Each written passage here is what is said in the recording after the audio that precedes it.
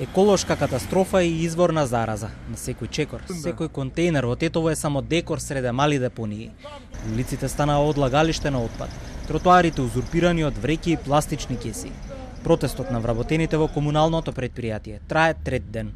Тетовчани со денови веќе го гледаат ѓубрето и ја чувствуваат миризбата и стравуваат за своето здравје.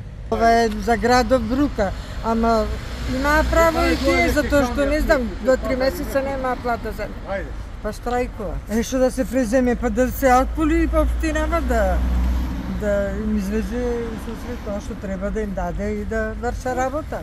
Гледате колку е убаво.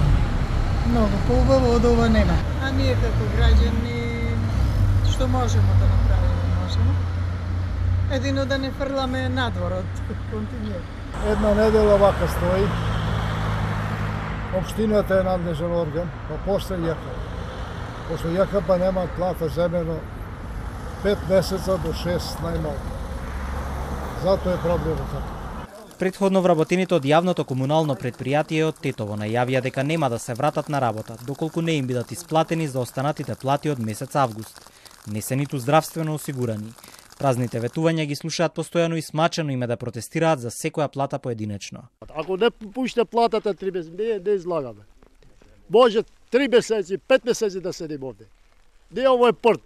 По спаки месец ние се гревим овде. Имам пари, немам пари. Станува збор за повеќе од 120 вработени во ЈКП Тетово. Ова не е прв пат тие да протестираат.